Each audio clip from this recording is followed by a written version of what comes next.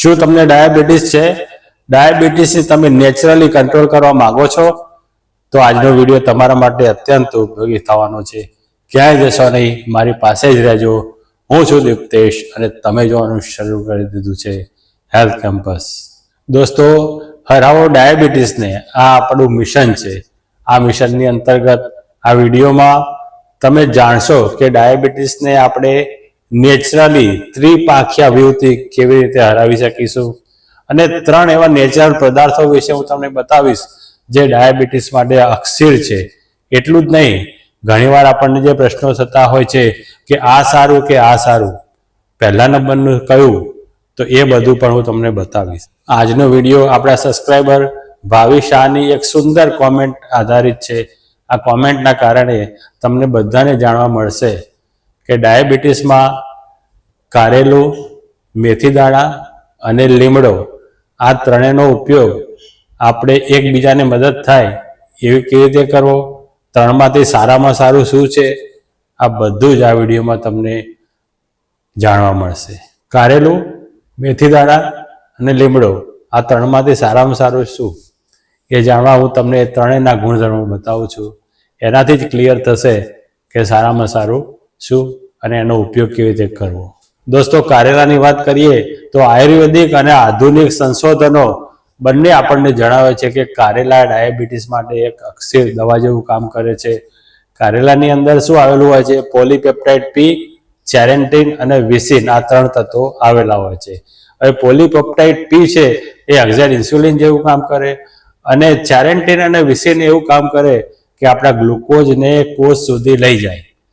અને જ્યારે આ બંને તત્વો આપણા ગ્લુકોઝને કોષ સુધી લઈ જાય અને પોલીપેપ્ટાઇડ પી ઇન્સ્યુલિનનું કામ કરીને કોષનો દરવાજો ખોલી દે, એટલે ઓટોમેટિક આપણું શુગર બ્લડમાંથી ઓછું થઈ જવાનું અને આપણું બ્લડ શુગરનું લેવલ ફાસ્ટિંગનું તો ઓછું આવશે જ, સાથે સાથે જમ્યા પછીનું પણ ઓછું થઈ જશે. અને આ બંને શુગરો કાયમી ઓછું થઈ જવાથી શું થાય? HbA1c પણ તમારું ઓછું થઈ જશે. તો દોસ્તો, આપણે જોયું કે કારેલું એક સારું કાર્ય કરે છે. ચલો આપણે જોઈએ કે મેથી કેવી રીતે કામ કરે છે. મેથીમાં શું હોય? સોલ્યુબલ ફાઈબર અને 4-હાઇડ્રોક્સી આઇસોલ્યુસિન નામના તત્વો હોય.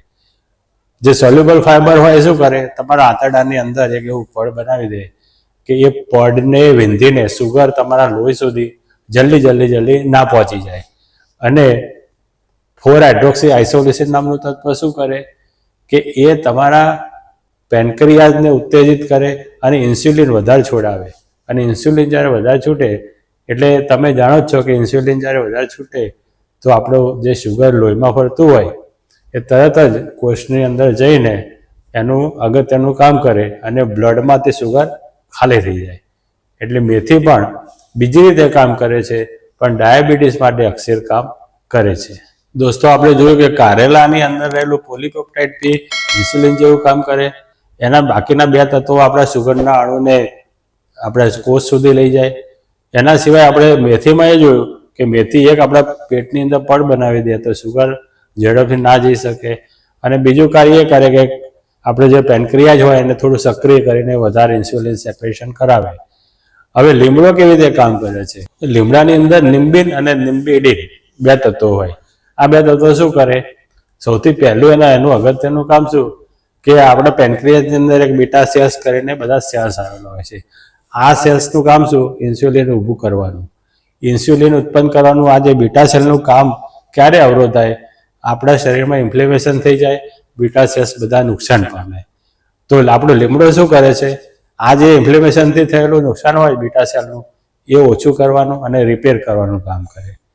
લીમડો બીજું કામ શું કરે છે? આપણી ઇન્સ્યુલિન સેન્સિટિવિટી, એટલે કે કોષ ઇન્સ્યુલિનને ઓળખી શકે એના માટેનું એ કોષને સમજણ પડે એવું કાર્ય કરે છે.